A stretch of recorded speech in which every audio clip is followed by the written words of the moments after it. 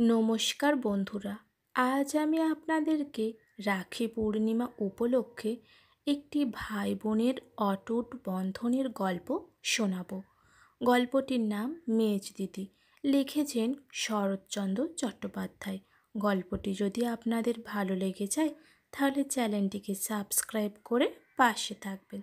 ধন্যবাদ। কেষ্টার মা মুড়ি কড়াই ভাজিয়া চাহিয়া চিন্তিয়া অনেক কষ্টে কেষ্টধনকে 14 বছরের করে মারা গেল। গ্রামে তাহার আর দাঁড়াইবার জায়গা রইল না। সৎ বোন কাদম্বিনীর অবস্থা ভালো। সবাই বলল, যা কেষ্ট, তোর দিদির বাড়িতে গিয়ে থাক, সে বড় মানুষ, সেখানে বেশ সুখেই থাকবি। মায়ের দুঃখে কেষ্ট কেঁদে কেটে জ্বর করে ফেলল। শেষে ভালো হয়ে ভিক্ষা করে মায়ের সাধ্য করল। তারপর ন্যাড়া মাথায় একটা ছোট পুঁটুলি নিয়ে দিদির বাড়ি রাজহাটে আসিয়া উপস্থিত হলো। দিদি তাকে চিনত না। পরিচয় পেয়ে এবং আসার কারণ শুনে এক্কেবারে রেগে আগুন। সে নিজের নিয়মে ছেলে পুলে নিয়ে ঘর সংসার পেতে বসেছে। হঠাৎ এ কি উৎপাত! পাড়ার যে বুড়ো মানুষটি কেষ্টকে পথ চিনে এখানে এসেছেন, তাকে কাদম্বিনী খুব কড়া কড়া 2-4 কথা শুনাইয়া দিয়ে বলল, বাড়ি আমার মাসিমার কুটুমকে ডেকে এনেছেন ভাত মারতে। সৎ মাকে উদ্দেশ্য করিয়া বলিল, বজ্জাত মাগি, তা বেঁচে থাকতে একদিন খোঁজ নিলে না, এখন মরে গিয়ে ছেলে পাঠিয়ে তত্ত্ব করছেন। যাও বাপু, পরের ছেলেকে ফিরিয়ে নিয়ে যাও, এসব ঝঞ্ঝাট আমি পোয়াতে পারবো না। বুড়ো জাতিতে নাপিত। কেষ্টর মাকে ভক্তি করত, মা ঠাকুরন বলে ডাকত, তাই এত কিছুর পরেও হাল ছাড়ল না। কাকুতি মিনতি করিয়া বলিল, দিদি ঠাকুরন, তোমার লক্ষ্মীর ভাণ্ডার, কত দাস দাসী অতিথি ফকির কুকুর বেড়াল এ সংসারে পাত পেতে মানুষ হয়ে যাচ্ছে। এ ছোড়া 2 মুঠো খেয়ে বাইরে পড়ে থাকলে তুমি জানতেও পারবে না। বড় শান্ত সুবোধ ছেলে দিদি ঠাকুরন, ভাই বলে না নাও, দুঃখী অনাথ বামুনের ছেলে বলে বাড়ির কোণে একটু ঠাঁই দাও দিদি। এই কথাতে পুলিশের দারোগা মন ভেজে। কাদম্বিনী তো মেয়ে মানুষ মাত্র, কাজেই সে তখনকার মতো চুপ করে গেল। বুড়ো কেষ্টকে আড়ালে ডেকে 2টো শলা পরামর্শ দিয়ে চোখের জল মুছতে মুছতে চলে গেল। কেষ্ট আশ্রয় পেল। কাদম্বিনীর স্বামী নবীন মুখুজ্জের ধান চালের আড়ত ছিল। তিনি বেলা 12টার পর বাড়ি ফিরিয়ে কেষ্টকে দেখে জিজ্ঞাসা করল, হ্যাঁ গা, এটি কে? কাদম্বিনী মুখ ভারী করিয়া বলল, তোমার বড় কুটুম গো, বড় কুটুম। নাও, খাওয়াও পড়াও মানুষ করো, পরকালের কাজ হোক। নবীন সৎ শাশুড়ির মৃত্যুর খবর পেয়েছিল, ব্যাপারটা বুঝল।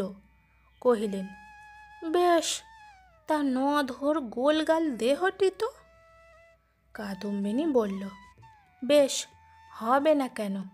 বাপ আমার বিষয় আশায় যা কিছু রেখে গিয়েছিলেন সেই সমস্তই মাগি ওর গহ্বরে ঢুকিয়েছে। আমি তো তার একটি কানা করিও পেলুম না। বলাই বাহুল্য, এই বিষয় আশায় বলতে একখানি মাটির ঘর এবং তার কাছে একটি বাতাবি লেবুর গাছ। ঘরটিতে বিধবা মাথা গুজে থাকত আর লেবুগুলি বিক্রি করে ছেলে স্কুলের মাহিনা জোগাইত। নবীন রোষ চাপিয়া বলিলেন, খুব ভালো কথা। কাদম্বিনী কহিলেন, ভালো নয় আবার, বড় কুটুম যে গো, তাকে তো তার মতো রাখতে হবে। এতে আমার ছেলে পাঁচু গোপালের ভাগ্যে একবেলা এক সন্ধ্যা জোটে তো তাই ঢের, না হলে তো দেশে আধিক্যেতে ভরে যাবে বলিয়া পাশের বাড়ির দোতলা ঘরের একটি বিশেষ খোলা জানলার প্রতি অগ্নিদৃষ্টি নিক্ষেপ করল। এই ঘরটা তার মেজোজা হেমাঙ্গিনীর। কেষ্ট বারান্দার একধারে মাথা হেঁট করিয়া বসিয়া লজ্জায় মরে যাইতেছিল। কাদম্বিনী ভাঁড়ারে ঢুকিয়া একটা নারকেল মালায় একটুখানি তেল আনিয়া তাহার পাশে দিয়ে বললেন, আর মায়া কান্না কাঁদতে হবে না, যাও পুকুর থেকে ডুব দিয়ে এসো। বলি ফুলের তেল টেল মাখার অভ্যেস নেই তো? স্বামীকে উদ্দেশ্য করিয়া চেঁচাইয়া বলিলেন, তুমি চান করতে যাবার সময় বাবুকে ডেকে নিয়ে যেও গো, নইলে ডুবে মলে টললে বাড়ি শুদ্ধ লোকের হাতে দড়ি পড়বে। কেষ্ট ভাত খেতে বসেছে। সে স্বভাবতই ভাতটা একটু বেশি খায়, তার ওপর আবার কাল বিকেল থেকে খাওয়া হয় নাই। আজ এতখানি পথ হেঁটে এসেছে, বেলাও হয়েছে। নানা কারণে পাতের ভাতগুলি নিঃশেষ করিয়া তাহার খিদে ঠিক মেটে নাই। নবীন কিছু দূরেই বসে ভাত খাচ্ছিল। লক্ষ্য করে স্ত্রীকে বললেন, কি গো, কেষ্টকে আর দুটি ভাত দাও। দি বলিয়া কাদম্বিনী উঠে গিয়ে এক থালা ভর্তি ভাত আনিয়া সবটাই কেষ্টর পাতে ঢালিয়া দিল এবং উচ্চ হাসি হেসে বলল, তবেই হয়েছে, এ হাতির খোরাক নিত্য জোগাতে গেলে যে আমাদের আরতি খালি হয়ে যাবে। বলি ওবেলা দোকান থেকে মন দুই মোটা চাল পাঠিয়ে দিও, নইলে দেউলে হতে দেরি হবে না, তা বলে রাখছি। মর্মান্তিক লজ্জায় কেষ্টর মুখখানি আরও ঝুঁকিয়া পড়ল। সে এক মায়ের এক ছেলে, দুঃখিনী মা হয়তো সরু জল খাওয়াতে পারেনি, সে খবর জানি না, কিন্তু পেট ভরে খাওয়ার অপরাধে কোনো দিন লজ্জায় মাথা হেঁট করতে হয়নি তা জানি। তাহার মনে পড়ল হাজার বেশি খেয়েও কখনো সে তার মায়ের মনের স্বাদ মেটাতে পারে নাই। মনে পড়ল এই সেদিনেও ঘুড়ি লাটাই কিনবার জন্য দু মুঠো ভাত বেশি খেয়ে পয়সা আদায় করে নিয়েছিল। আর দু চোখ ভিজিয়া বড় বড় অরশুর ফোঁটা ভাতের থালার উপর নিঃশব্দে ঝরে পড়তে লাগলো। আর সে সেই ভাত মাথা নিচু করিয়া গিলিতে লাগলো। বাঁ হাতটা তুলে চোখের জল মোছার সাহস পর্যন্ত পেল না, পাছে দিদির চোখে পড়ে। একটু আগেই মায়া কান্না কাঁদার অপরাধে বকুনি খেয়েছে। পৈতৃক বাড়িটা দুই ভাগে ভাগ করা হয়েছে। পাশের দোতলা বাড়িটা মেজো ভাই বিপিনের। ছোট ভাইয়ের অনেক দিন আগেই মৃত্যু হয়েছিল। বিপিনেরও ধান চালের কারবার, তাহার অবস্থাও ভালো, কিন্তু বড় ভাই নবীনের সমান নয়। তথাপি তার বাড়িটাই দোতলা। মেজো বউ হেমাঙ্গিনী শহরের মেয়ে, সে দাস দাসী নিয়ে লোকজন খাইয়ে জাঁক জমক করে থাকতে ভালোবাসে। পয়সা বাঁচিয়ে গরিবি চালে চলে না বলেই বছর চারেক পূর্বে দুই জায়ে ঝগড়া করে পৃথক হয়েছে। সেই অবধি প্রকাশ্যে ঝগড়া অনেকবার হয়েছে, অনেকবার মিটেছে, কিন্তু মনোমালিন্য একটি দিনের জন্য ঘুচে নাই। কারণ সেটা বড় যা কাদম্বিনীর একলার হাতে। তিনি পাকা লোক, ঠিক বুঝতেন ভাঙা হাঁড়ি জোড়া লাগে না, কিন্তু মেজো বউ অত পাকা নয়, অমন করে বুঝতেও পারত না। ঝগড়াটা প্রথমে সেই করিত, তারপর সে আবার সেই ঝগড়াটা মেটানোর জন্যই কথা বলার জন্য, খাওয়ানোর জন্য তার ভিতরটা ছটফট করত। একদিন আস্তে আস্তে কাছে আসিয়া বসত। শেষে বড় জায়ের হাতে পায়ে ধরে কেঁদে কেটে ঘাট মানিয়া বড় জাকে নিজের ঘরে ধরিয়া এনে ভাব করত। এমন করেই দুই জায়ের অনেক দিন কেটেছে। আজ বেলা 3টা সাড়ে 3টার সময় হেমাঙ্গিনী এ বাড়িতে আসিয়া উপস্থিত হইল। কূপের পাশে সিমেন্ট বাঁধানো বেদির উপর রোদে বসে কেষ্ট সাবান দিয়ে এক রাশ জামা কাপড় পরিষ্কার করছে। কাদম্বিনী দূরে দাঁড়িয়ে অল্প সাবান দিয়ে অধিক গায়ের জোর লাগিয়ে কিভাবে জামা কাপড় পরিষ্কার করতে হয় সেটাই তার ভাইকে দূরে দাঁড়িয়ে শিখিয়ে দিচ্ছিল। মেজোজাকে দেখে বলে উঠল, মা গো, ছোড়াটা কি নোংরা কাপড় চোপড় নিয়ে এসেছে। কথাটা সত্যি। কেষ্ট যে লাল পেরে ধুতিটা পরে এবং চাদরটা গায়ে দিয়ে এসেছিল, কেউই কুটুমবাড়ি ওই রকম জামা কাপড় পরে যায় না। দুটোকে পরিষ্কার করার আবশ্যক ছিল, কিন্তু রজকের অভাবে ঢের বেশি আবশ্যক হইয়াছিল পুত্র পাঁচু গোপাল ও তার পিতা 2 জোড়া জামা কাপড় পরিষ্কার করা। কেষ্ট আপাততই তাহাই করতেছিল। হেমাঙ্গিনী দেখেই টের পেল যে জামা কাপড়গুলো কাদের, কিন্তু সে কিছু বলল না। জিজ্ঞাসা করল, ছেলেটি কে গো দিদি? কিন্তু ইতিপূর্বেই সে নিজের ঘরে বসে আড়ি পেতে সমস্ত কিছুটাই শুনেছে। তার বড় যা ইতস্তত করছে দেখে আবার জিজ্ঞাসা করল, দিব্যি ছেলেটি তো, মুখের ভাব তোমার মতোই দিদি, তা বলি বাপের বাড়ির কেউ নাকি? কাদম্বিনী বিরক্ত মুখে জবাব দিল, হুঁ, আমার সৎ ভাই। ওরে ও কেষ্ট, তোর মেজ দিদিকে একটা প্রণাম কর না রে। কি অসভ্য ছেলে বাবা, গুরুজনকে একটা নমস্কার করতে হয়, তাও কি তোর মা আমাকে শিখিয়ে দিয়ে মরেনি? হ্যাঁ রে। কেষ্ট থতমত খাইয়া উঠিয়া আসিয়া কাদম্বিনীর পায়ের কাছে নমস্কার করাতে তিনি ধমকাইয়া উঠিলেন, মর মর, হা বা কালা নাকি? আরে কাকে প্রণাম করতে বললুম আর কাকে এসে করছে, হে ভগবান। বস্তুত এসে পর্যন্ত এত অপমান আর তিরস্কার সে তার দিদির কাছ থেকে পেয়েছে যে তার মাথার আর ঠিক নেই। তার দিদির কথার ঝাঁজে ব্যস্ত ও হতবুদ্ধি হয়ে হেমাঙ্গিনীর পায়ের কাছে সরে এসে মাথা নিচু করতেই হেমাঙ্গিনী হাত দিয়ে তাকে ধরে ফেলল এবং তার চিবুক স্পর্শ করে আশীর্বাদ করল, থাক থাক, হয়েছে ভাই, তুমি চিরজীবী হও। কেষ্ট মোড়ের মতো তার মুখের দিকে চেয়ে রইল।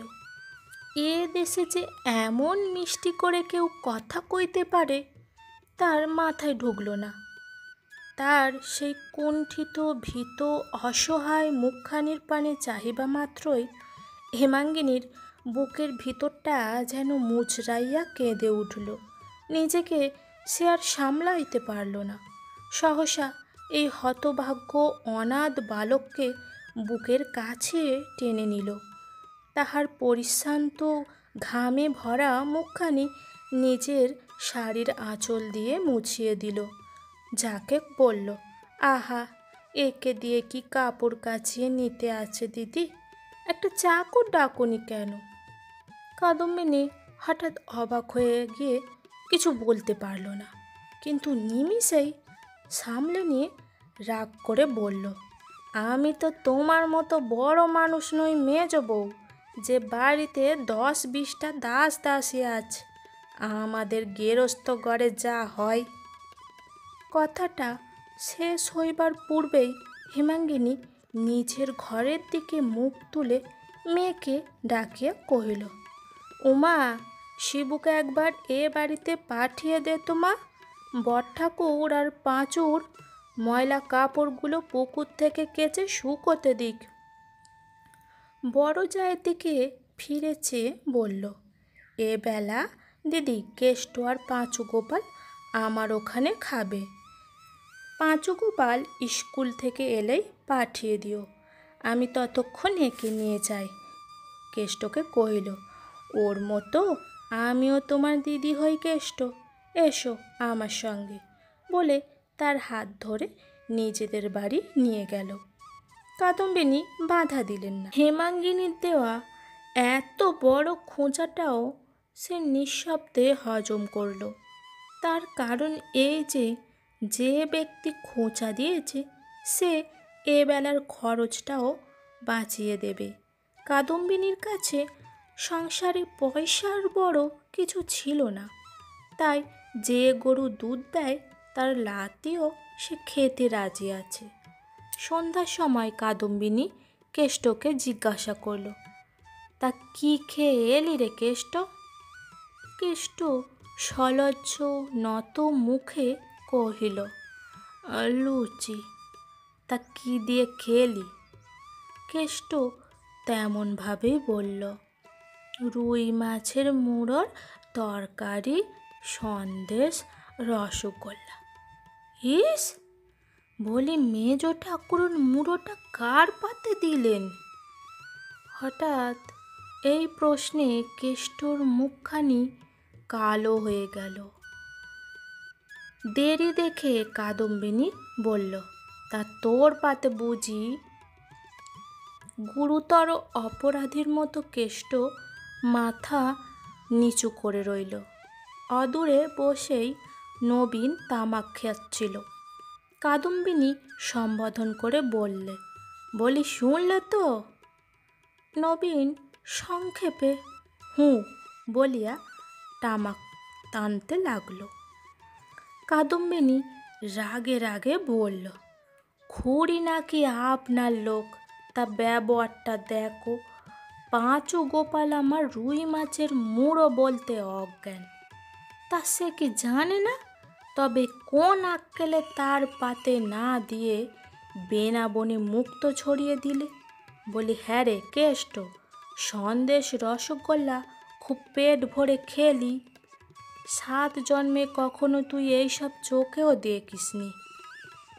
যারা দুটি ভাত পেলে বেঁচে যায় তাদের পেটে লুচি সন্দেশ কি হবে শুনি? কিন্তু আমি বলছি তোমাকে, কেষ্টকে মেজগিন্নি বিগড়ে না দেয় তো আমাকে কুকুর বলে ডেকো।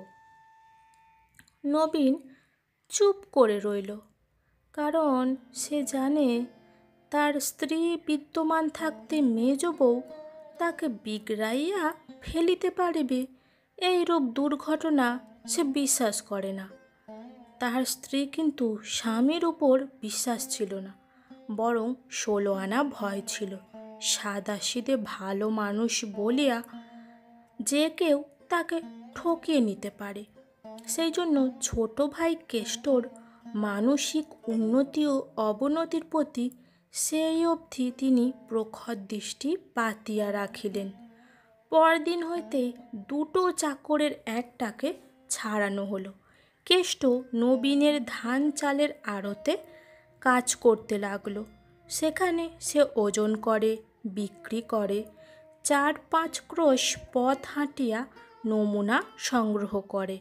দুপুরবেলা নবীন ভাত খেয়ে ঘুম থেকে উঠে দোকানে গেলে সে ততক্ষণ পর্যন্ত দোকান আগলে বসে থাকে। দিন 2 পরে একদিন নবীন আহার নিদ্রা সমাপ্ত করে দোকানে ফিরে গেলে কেষ্ট ভাত খেতে এসেছিল। তখন বেলা 3টে। কেষ্ট পুকুর থেকে চান করে এসে দেখল দিদি তখনও ঘুমাচ্ছে। তার তখন এতটাই খিদে পেয়েছিল, বোধ করে বাঘের মুখ থেকেও খাবার কেড়ে এনে খেতে পারত, কিন্তু দিদিকে ডেকে তুলতে সাহস হলো না। রান্নাঘরের দাওয়ার একধারে চুপটি করে দিদির ঘুম ভাঙার আশায় বসেছিল। হঠাৎ ডাক শুনিল, কেষ্ট। মুখ তুলে দেখল মেজদি তার দোতলার ঘরের জানলা ধরে দাঁড়িয়ে আছে। কেষ্টকে একবারটি চাহিয়াই মুখ নামাইল। খানিকক্ষণ পরে হেমাঙ্গিনী নেমে এসে সম্মুখে দাঁড়িয়ে জিজ্ঞাসা করল, কদিন দেখিনি তো, এখানে চুপ করে বসে কেন কেষ্ট? একে ক্ষুধায় অল্পেতেই চোখে জল আসে, তার ওপর আবার এরকম সেহ মাখানো কণ্ঠস্বর। কেষ্টর চোখ দুটো টলটল করতে লাগলো। সে ঘাড় হেঁট করে দাঁড়িয়ে রইল, কোনো উত্তর দিতে পারল না। মেজ খুড়িমাকে সব ছেলেমেয়েরাই ভালোবাসে। তার গলার শব্দ শুনে কাদম্বিনীর ছোট মেয়ে ঘর হইতে বাইরে এসে চেঁচিয়ে বলল, ও কেষ্ট মামা, রান্নাঘরে তোমার ভাত ঢাকা আছে, খাও গে, মা খেয়ে দিয়ে ঘুমোচ্ছে। হেমাঙ্গিনী অবাক হইয়া কহিল, হ্যাঁ, কেষ্টর এখনো খাওয়া হয়নি, আর তোর মা খেয়ে ঘুমোচ্ছে কি রে? হ্যাঁ কেষ্ট, আজ এত বেলা হলো কেন রে? কেষ্ট ঘাড় হেঁট করে দাঁড়িয়ে রইল, কোনো কথা বলল না। টুনি তার হয়ে জবাব দিল, কেষ্ট মামার রোজ তো এমনই বেলা হয় খুড়িমা, বাবা খেয়ে দিয়ে দোকানে ফিরে গেলে তবে তো খেতে আসে। হেমাঙ্গিনী বুঝল কেষ্টকে দোকানের কাজে লাগানো হয়েছে, তাকে বসে খাওয়াবে এ আশা অবশ্য সে করেনি। কিন্তু একবার এই বেলার দিকে চেয়ে, একবার এই ক্ষুধা ও তৃষ্ণায় আত্ম শিশু দেহটির পানে তাকিয়ে তার চোখ দিয়ে জল পড়তে লাগলো। আঁচলে চোখ মুছতে মুছতে তিনি বাড়ি চলে গেলেন। মিনিট দুই পরে এক বাটি দুধ হাতে ফিরে এলেন। রান্নাঘরে ঢুকে তিনি শিউরে মুখ ফিরিয়ে দাঁড়াইলেন। কেষ্ট খেতে বসেছে। একটা পিতলের থালার উপর ঠান্ডা শুকনো দলা পাকানো ভাত, একপাশে একটুখানি ডাল ও কি একটুখানি তরকারির মতো। দুধটুকু পেয়ে তাহার মলিন মুখটা হাসিতে ভরে গেল। হেমাঙ্গিনী দরজার বাইরে আসিয়া দাঁড়িয়ে রইল। কেষ্ট খাওয়া শেষ করে পুকুরে আঁচাতে চলে গেলে একবারটি মুখ বাড়িয়ে দেখল তার পাতে গোনা একটিও ভাত পড়ে নেই। ক্ষুধার জ্বালায় সে সমস্ত ভাতটা একদম নিঃশেষ করে খেয়েছে। হেমাঙ্গিনীর ছেলে ললিত প্রায় সেই বয়সী। নিজের অবর্তমানে নিজের ছেলেকে সে কেষ্টর জায়গায় কল্পনা করে কেঁদে ফেলল। সেই কান্না চাপিতে চাপিতে বাড়ি চলে গেল সে। হেমাঙ্গিনীর মাঝে মাঝে জ্বর হতো। দিন দুই থাকিয়া আপনি ভালো হয়ে যায়। দিন কয়েক পরে এমনই একটু জ্বর বোধ হওয়ায় সন্ধ্যার পর বিছানায় পড়েছিলেন। ঘরে কেউ নেই। হঠাৎ মনে হলো কে যেন অতি সন্তর্পণে কবাটের আড়ালে দাঁড়িয়ে উঁকি মারছে। ডাকিলেন, কে রে ওখানে, ললিত? কেউ সাড়া দিল না। আবার ডাকিলেন। আড়াল হইতে জবাব আসিল, আমি। কে আমি রে? আয়, ঘরে এসে বস। কেষ্ট সসংকোচে ঘরে ঢুকিয়া দেয়াল ঘেঁষিয়া দাঁড়িয়ে রইল। হেমাঙ্গিনী উঠে বসে সস্নেহে কাছে ডেকে জিজ্ঞাসা করল, কেন রে কেষ্ট? কেষ্ট আরও একটুই সরিয়ে এসে মলিন কোচার খুঁট খুলিয়া দুটি আধ পাকা পেয়ারা কাদম্বিনীর হাতে দিয়ে বলল, জ্বরের উপর খেতে বেশ লাগবে দিদি। হেমাঙ্গিনী সাগ্রহে হাত বাড়াইয়া বলিলেন, কোথায় পেলি রে? কাল থেকে আমি কত লক্ষ্যে খোশামত করছি, কেউ এনে দিতে পারেনি বলিয়া পেয়ারা শুদ্ধ কেষ্টর হাত ধরে কাছে বসাইল। কেষ্ট লজ্জায় আহ্লাদে তার মুখ লাল হয়ে উঠল। যদিও এটা পেয়ারার সময় নয়, হেমাঙ্গিনীরও খাইবার জন্য ব্যাকুল হয়ে ওঠে নাই মন। তাছাড়াও এই দুটি পেয়ারা খুঁজতে গিয়ে সারা দুপুরটা কেষ্টর রোদেতে কেটে গেছে।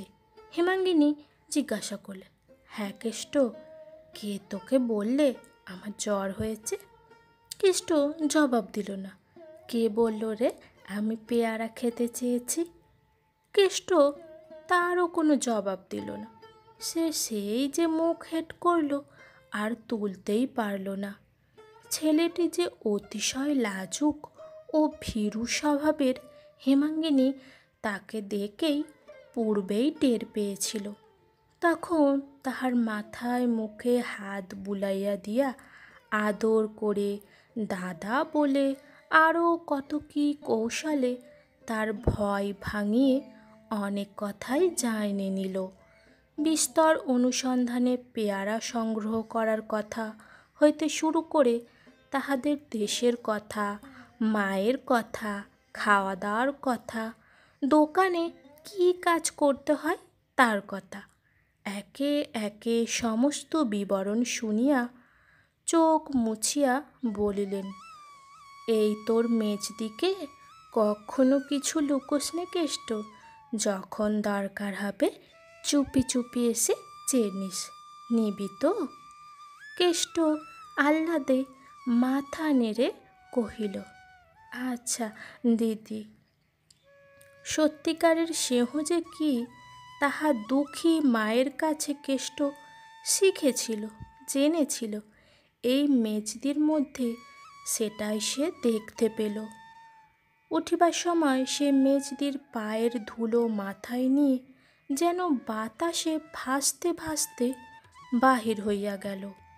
কিন্তু তাহার দিদির রাগ তার প্রতি দিন দিন বেড়েই চলল।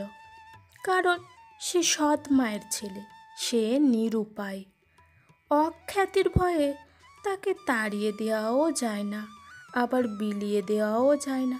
সুতরাং যখন রাখিতেই হবে, তখন যতদিন তাহার দেহে বল আছে ততদিন তাকে কষিয়ে খাটিয়ে নিতে হবে।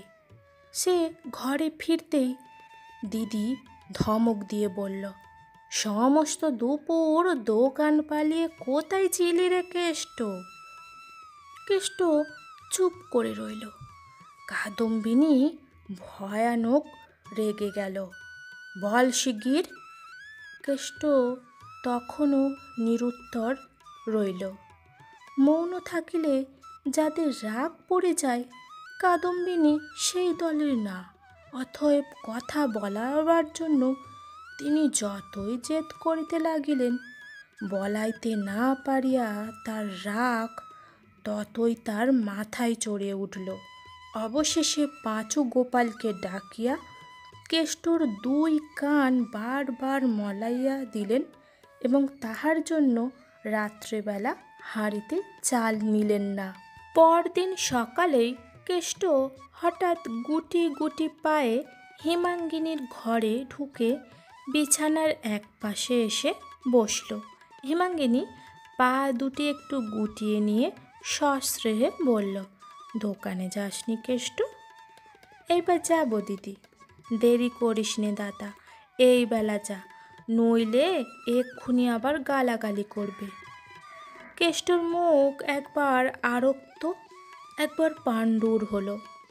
যাই বলিয়া সে উঠে দাঁড়ালো, কিন্তু কি যেন একটা বলতে গিয়ে আবার থেমে গেল। হেমাঙ্গিনী তার মনের কথা যেন বুঝতে পারল, বলল, কিছু বলবি আমায় রে? কেষ্ট মাটির দিকে চেয়ে অতি মৃদু স্বরে বলল, কাল থেকে কিছু খাইনি মেজদি। হ্যাঁ, কাল থেকে খাসনি? বলিস কি কেষ্ট? কিছুক্ষণ পর্যন্ত হেমাঙ্গিনী স্থির হইয়া রহিলেন। তাহার পর দুই চোখ জলে ভর্তি হয়ে গেল। সেই জল ঝরঝর করে ঝরতে লাগলো। তার হাত ধরে কাছে টেনে এসে বসিয়ে একটি একটি করে সব কথা শুনে নিল।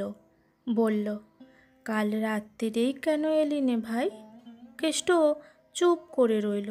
হেমাঙ্গিনী আঁচলে চোখ মুছে বলল, আমার মাথার দিব্যি রইল ভাই। আজ থেকে আমাকে তোর সেই মরা মা বলে মনে করবি। যথাসময়ে কাদম্বিনীর কানে সব কথাই গেল। তিনি নিজের বাড়ি হইতেই মেজ বউকে ডাক দিয়ে বললেন, ভাইকে কি খাওয়াতে পারিনি যে তুমি অত কথা তাকে গায়ে পড়ে বলতে গেছো মেজ বউ? কথার ধরন দেখে হেমাঙ্গিনীর গা জ্বলে উঠল, কিন্তু সে সেই ভাব গোপন করে বললেন, যদি গায়ে পড়েই বলে থাকি তাতেই বা দোষ কি দিদি? কাদম্বিনী প্রশ্ন করলেন, তোমার ছেলেটিকে ডেকে এনে আমি যদি এমনই করে বলি, তোমার মানটি কোথায় তাকে শুনি? তুমি এমন করে লাই দিলে আমি তাকে কেমন করে শাসন করি শুনি? হেমাঙ্গিনীর আর সহ্য হলো না। সে বলল, দিদি, 15-16 বছর একসঙ্গে ঘর করছি, তোমাকে আমি চিনি। পেটে মেরে আগে তোমার নিজের ছেলেকে শাসন করো, তারপরে পরের ছেলেকে করো, তখন গায়ে পড়ে কথা কইতে যাব না। কাদম্বিনী অবাক হইয়া বলিলেন, আমার পাঁচু গোপালের সঙ্গে ওর তুলনা? দেবতার সঙ্গে বাঁদরের তুলনা? এরপরে আরও কি যে তুমি বলে বেড়াবে তাই ভাবি মেজ বউ। মেজ বউ উত্তর দিল, কে দেবতা কে বাঁদর সে আমি জানি, কিন্তু আর আমি কিছুই বলবো না দিদি। যদি বলি তো এই যে তোমার মতো নিষ্ঠুর, তোমার মতো বেহায়া মেয়ে মানুষ আর এই সংসারে নেই বলে সে কথার উত্তরের অপেক্ষা না করে জানলা বন্ধ করে দিল।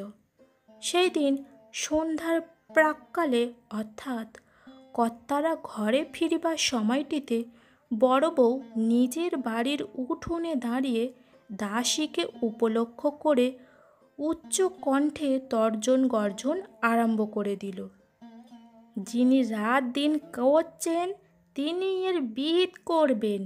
মায়ের চেয়ে মাসির দরদ বেশি। আমার ভাইয়ের মর্ম আমি বুঝিনি, বোঝে পরে, কখনো ভালো হবে না। ভাই বোনে ঝগড়া বাঁধিয়ে দিয়ে দাঁড়িয়ে দাঁড়িয়ে মজা দেখলে ধর্মে সইবে না, তা বলে দিচ্ছি। বলে তিনি রান্নাঘরে ঢুকে গেলেন। দুই জায়ের মধ্যে এই ধরনের গালিগালাজ সাপ সাপান তো অনেকবার অনেক রকম করেই হয়ে গিয়েছে, কিন্তু আজ ঝাঁঝটা একটু বেশি। অনেক সময় হেমাঙ্গিনী শুনেও শুনতে পেত না, বুঝেও গায়ে মাখত না, কিন্তু আজ নাকি তার দেহটা খারাপ ছিল, তাই উঠে গিয়ে জানলায় দাঁড়িয়ে বলল, এর মধ্যে চুপ করলে কেন দিদি? ভগবান হয়তো শুনতে পাননি। আর খানিকক্ষণ ধরে আমার সর্বনাশ কামনা করো।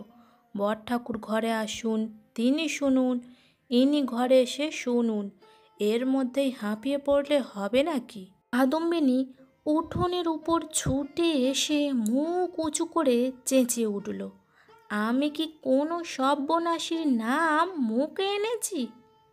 হেমাঙ্গিনী স্থিরভাবে জবাব দিল, মুখে আনবে কেন দিদি?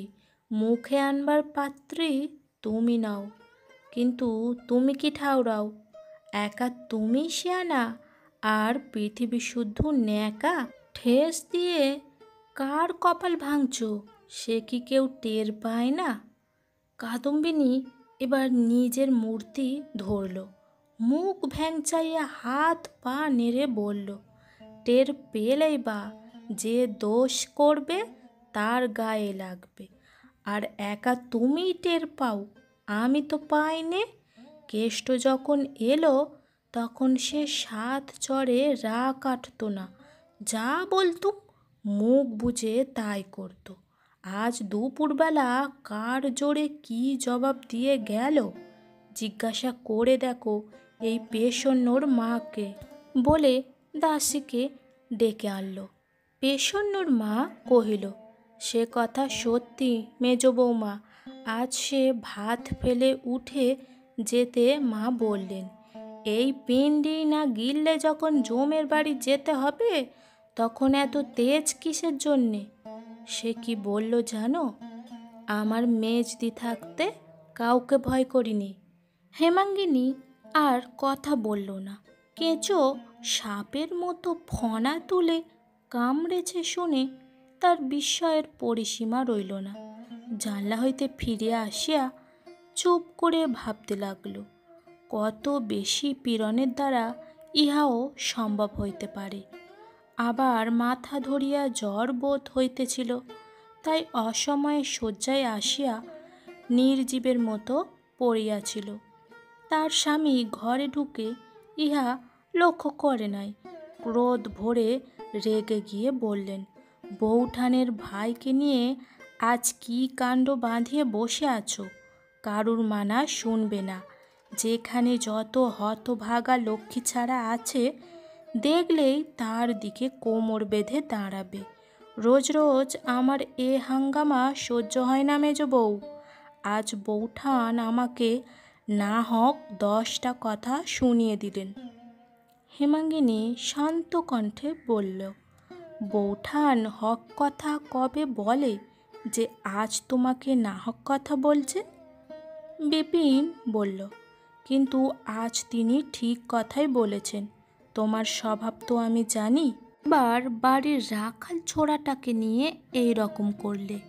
মতি কামারের ভাগ্নের অমন বাগানখানা তোমার জন্যই মুঠোর ভেতর থেকে বেরিয়ে গেল।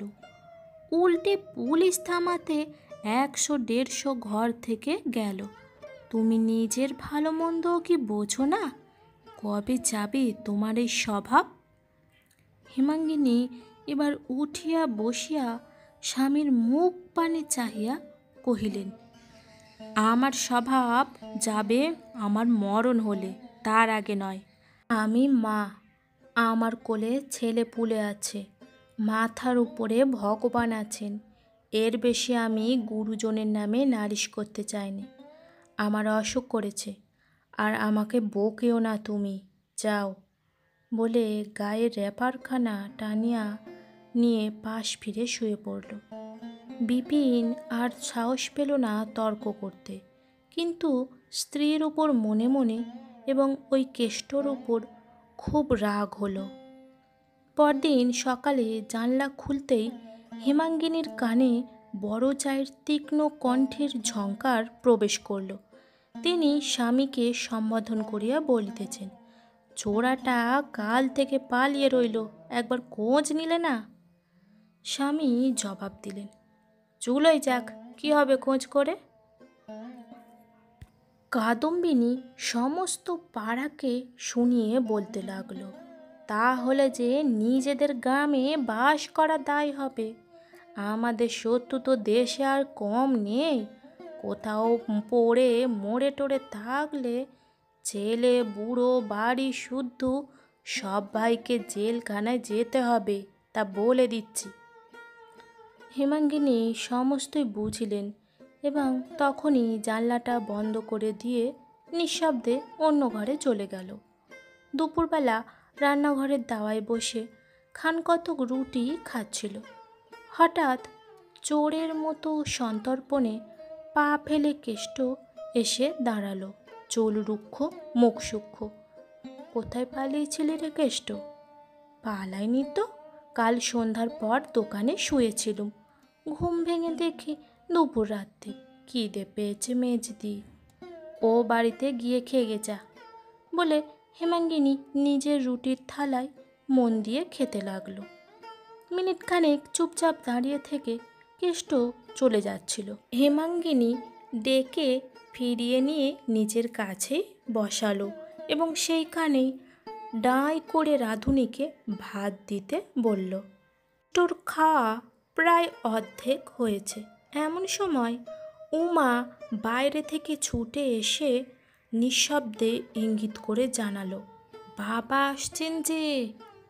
মেয়ের ভাব দেখে মা আশ্চর্য হয়ে বললে, তাতে তুই অমন করছিস কেন?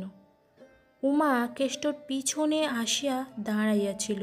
উত্তরে উমা কেষ্টকে আঙুল দিয়ে দেখিয়ে ইশারায় প্রকাশ করল যে খাচ্ছে যে, বাবা তো দেখলে রাগ করবেন।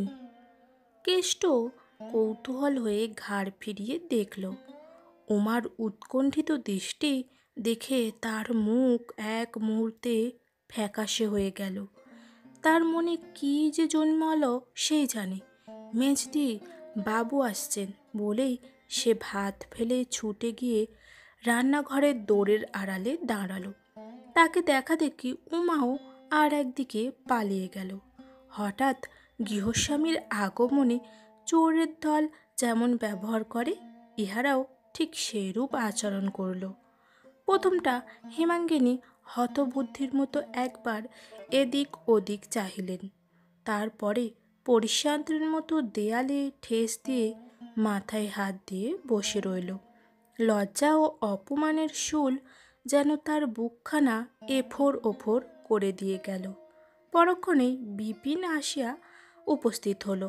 সম্মুখেই স্ত্রীকে ওইভাবে বসে থাকতে দেখে কাছে এসে জিজ্ঞাসা করল, হ্যাঁ গা, ও কি খাবার নিয়ে অমন করে বসে যে? হেমাঙ্গিনী জবাব দিলেন না। বিপিন আরও বেশি উৎকণ্ঠিত হয়ে বলল, আবার জ্বর হলো নাকি গো? অভুক্ত থালার দিকে চেয়ে বলল, এখানে এত ভাত ফেলে কে গেল? ললিত বুঝি? হেমাঙ্গিনী উঠে বসে বলল, না সে নয়, ও বাড়ির কেষ্টা খাচ্ছিল, তোমার ভয়ে দোরের আড়ালে লুকিয়েছে। কেন? হেমাঙ্গিনী বলল, কেন তা তুমিই ভালো জানো। আর শুধু সে নয়, তুমি আসছো খবর দিয়ে উমাও ছুটে পালিয়েছে।